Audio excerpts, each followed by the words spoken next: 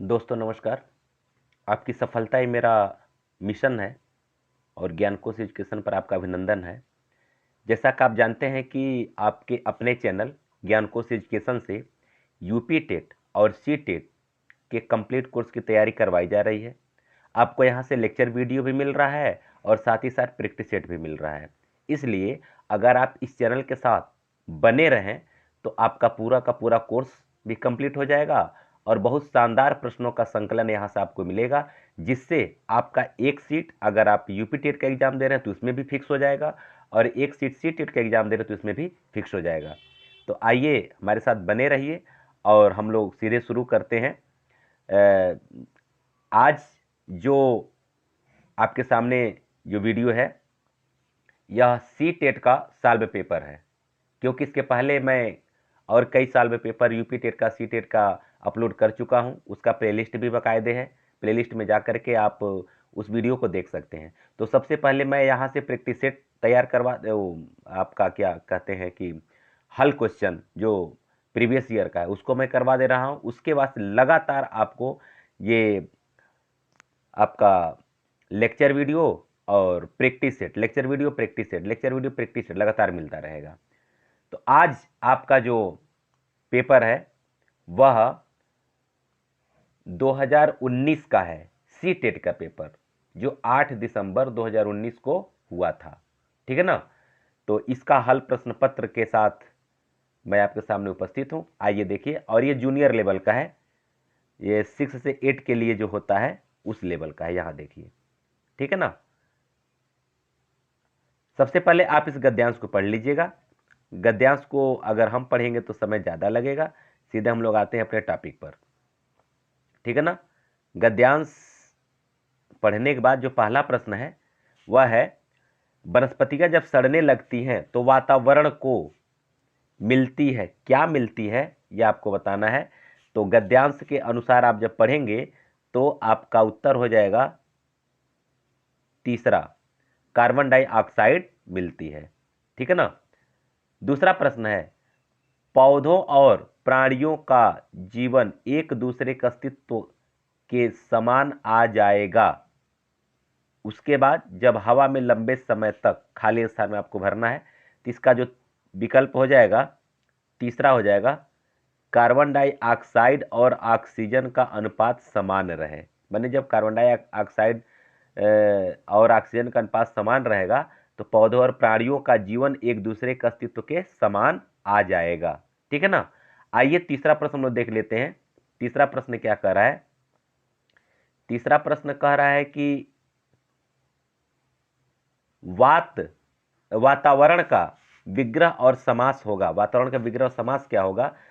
तो देखिए, इसका सटीक आपका जो उत्तर हो जाएगा यह होगा दूसरा, वात का आवरण। क्या होगा? दूसरा, वात का आवरण, तत्पुरुष समास। ठीक है ना। चौथा देखिए, चौथा प्रश्न कर रहा है, श्वास और ऑक्सीजन शब्द है, ये कैसा शब्द है? ये दोनों के साथ साथ युग्म के साथ आपको इसका उत्तर देना है कि श्वास और ऑक्सीजन क्या है, तत्सम तद्भव है या देशज तद्भव है या देशज आगत है या फिर तत्सम आगत है। तो चार का आपका चौथा हो जाएगा, यह तत्सम और आगत है। कहने तात्पर्य है कि श्वास जो है आपका तत्सम हो जाएगा और ये ऑक्सीजन क्या हो जाएगा? आपका आगत शब्द हो जाएगा। ठीक है। पांचवा देखिए, लंबे समय तक पद व्याकरण की दृष्टि से है। पांच का आपका हो जाएगा उत्तर हो जाएगा आपका चार, लंबे समय तक, ये क्रिया विशेषण है। छठवां देखिए, गद्यांश का मुख्य विषय है, क्या है? गद्यांश का मुख्य विषय क्या है? तो गद्यांश आप पढ़ेंगे तो आप देखेंगे कि यहाँ दो तरह का प्रश्न आपको ये मतलब शीर्षक के रूप में मिल सकता है।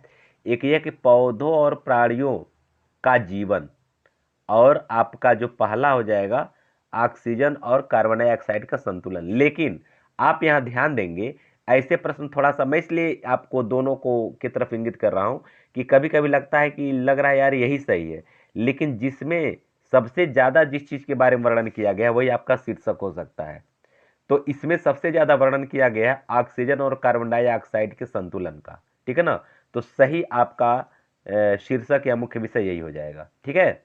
आगे देखिए, मुख्य विषय की बात कर रहा है, सातवां, विनिमय का अर्थ है, विनिमय का अर्थ क्या है? 7 का आपका हो जाएगा 3, लेना और देना, ठीक है ना।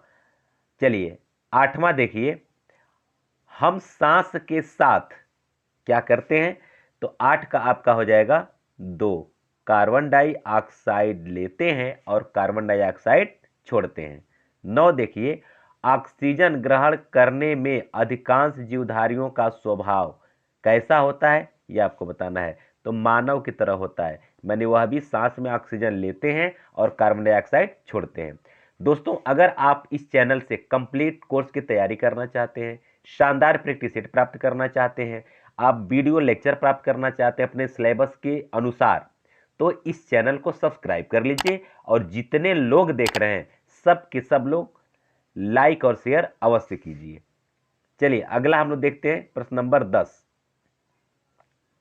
10 से 15 जो है एक पद्यांश दिया हुआ है, इसके आधार पर आपको प्रश्नों का उत्तर देना है। यह एक पद्यांश है, वह आता दो टूक कलेजे के करके पछताता पथ पर आता, पेट पीठ दोनों मिलकर हैं एक, चल रहा लकुटिया टेक, मुट्ठी भर दाने को भूख मिटाने को, मुंह फटी झोली को फैलाता, दो टूक कलेजे के करके पछताता। यह निराला जी की पंक्ति है भिक्षुक का, ठीक है ना। अब इसमें पूछ रहा है कि पेट और पीठ दोनों मिलकर एक हैं, मतलब हैं एक, इसका कारण क्या हो सकता है? तो 10 का आपका हो जाएगा 3, कुछ भी भोजन न करना, ठीक है ना। 11 देखिए, कलेजे के 2 टूक करने का आशय है, क्या आशय है? तो 11 का आपका हो जाएगा 2, मन को कष्ट पहुंचाना। 12 देखिए, भिखारी अपनी झोली क्यों फैलाता है? तो भिखारी अपनी झोली फैलाता है भूख मिटाने और कुछ अन्न चाहता है, भूख मिटाने के लिए कुछ अन्न चाहता है, ठीक है ना। 13 देखिए, मुंह में प्रयुक्त शब्द में चंद्र बिंदु है, क्या है? तो 13 का आपका हो जाएगा 2, अनुनासिक है, चंद्रबिंदु अनुनासिक होता है। और जो अंक का मात्रा जो होता है, अंक का मात्रा ऐसे, वह क्या होता है? अनुस्वार होता है, ध्यान रखिएगा, वह क्या होता है? अनुस्वार होता है, ठीक है। आगे देखिए, आगे जो है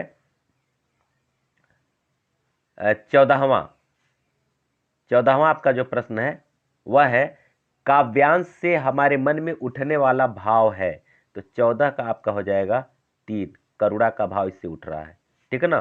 15 देखिए, वह आता में, वह सर्वनाम किसका द्योतक है?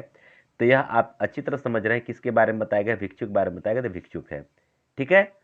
अगला देखिए, उच्च प्राथमिक स्तर पर भाषा सीखने का उद्देश्य है, क्या है?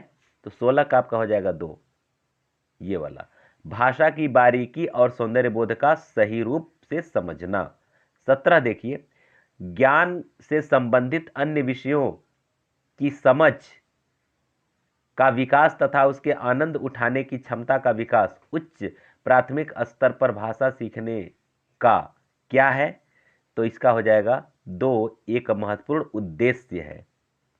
18 देखिए, पढ़ने का अर्थ है। तो देखिए, पढ़ाई करते समय क्या जरूरी है? तो बस कहीं ध्यान हमारा केंद्रित नहीं रहता है, सारा ध्यान वाक्यों को पढ़ने पर लगा रहता है, ठीक है ना। इसलिए आपका तीसरा ही सही है। 19 देखिए, कविता में कई बार अभी भी का प्रयोग करके बातें रची गई हैं, बिना रुके चलने वाली किसी कार्य का भाव निकल रहा है या नहीं? प्रश्न की ओर संकेत करता है, किसकी ओर संकेत करता है? तो दोस्तों यह आपका हो जाएगा 19 का 2, भाषा की बारीकी की ओर संकेत करता है। 20 देखिए, उच्च प्राथमिक स्तर पर भाषा सीखने में पाठ्य पुस्तकों के अतिरिक्त कौन सी संसाधन सामग्री सर्वाधिक महत्वपूर्ण है? तो 20 का आपका हो जाएगा 3, आयु के अनुरूप साहित्य पढ़ने से जो है कि हम भाषा को काफ़ी अच्छे ढंग से समझ सकते हैं। भाषा सीखने का एक बहुत अच्छा माध्यम होता है, ठीक है ना। दोस्तों, वीडियो अगर अच्छा लग रहा है तो लाइक शेयर और सब्सक्राइब अवश्य कर दीजिए। 21 देखिए, गणित विज्ञान आदि विषयों की कक्षाओं में भी बच्चे भाषा सीखते हैं, यह विचार क्या है? तो पहला ही सही है, पूर्णतः सत्य है। 22, उच्च प्राथमिक स्तर पर पाठ्य पुस्तकों में हिंदीतर भाषा को ही जगह मिलनी चाहिए ताकि बच्चे, तो 22 का आपका हो जाएगा 4 हो जाएगा, ये सब कुछ होना चाहिए। यानी कि भाषा की विभिन्न रंगतों से परिचित होना यह भी जरूरी है, हिंदीतर भाषी साहित्यों से परिचित हो सके यह भी जरूरी है, और सामाजिक संस्कृति से परिचित हो सके यह भी जरूरी है। 23 देखिए, बच्चे भाषा तब बेहतर तरीके से सीखते हैं जब, तो 23 का आपका हो जाएगा 2, भाषा समृद्ध परिवेश हो। 24 देखिए, उच्च प्राथमिक स्तर पर भाषा आकलन की दृष्टि से सर्वाधिक महत्वपूर्ण है, तो 24 का आपका हो जाएगा 4, लिखित परीक्षा। लिखित परीक्षा से भाषा आकलन बहुत अच्छे ढंग से हो सकता है। 25 देखिए, द्वितीय भाषा की पाठ्यचर्या का एक लक्ष्य है प्राकृतिक भाषा ज्ञान में अर्जित दक्षता के अनुरूप खाली स्थान क्या है? सर्वोच्च दक्षता प्राप्त करना। 26, भाषा के विभिन्न कौशलों को खाली स्थान रूप में पढ़ाने की अनुशंसा की जाती है, तो किस रूप में? तो 26 का आपका हो जाएगा 2, एकीकृत रूप में। ठीक है। 27, व्याकरण शिक्षण की कौन सी विधि अपेक्षाकृत प्रभावशाली है? तो 27 का आपका हो जाएगा ए, आगमन विधि। ठीक है ना। 28 देखिए, उच्च प्राथमिक स्तर पर भाषा की पाठ्य पुस्तक में रक्त और हमारा शरीर पाठ शामिल करने का विचार खाली स्थान से जुड़ा है। किससे जुड़ा है? तो 28 का आपका हो जाएगा विषयों की विभिन्न भाषाओं से जुड़ा है। ठीक है। 29, त्रिभाषा फार्मूला भारत की, पहले खाली स्थान है, उसके बाद की चुनौतियों और फिर खाली स्थान है को संबोधित करने का प्रयास, इसमें क्या क्या रहेगा? तो 29 का आपका हो जाएगा 3, पहले में रहेगा भाषा की स्थिति, पहले में क्या रहेगा? भाषा की स्थिति, और दूसरे में रहेगा और के बाद संस्कृति, मतलब संस्कृति को संबोधित करने का प्रयास है। ऐसे 30 देखिए, लिखने की क्षमता का विकास बोलने और सुनने पढ़ने की क्षमता की संगति में होना चाहिए, यह विचार इस प्रश्न का हल नहीं है, तो 30 का आपका हो जाएगा 2, ये पूर्णतः सत्य है। तो इस तरह से आपका ये सी-टेट का जो 2019 के एग्जाम हुआ था उसका 30 प्रश्नों का जो श्रृंखला हिंदी का यह कंप्लीट होता है। इसके बाद हम लोग मिलते हैं अगले वीडियो के साथ। आप सबको बहुत बहुत धन्यवाद।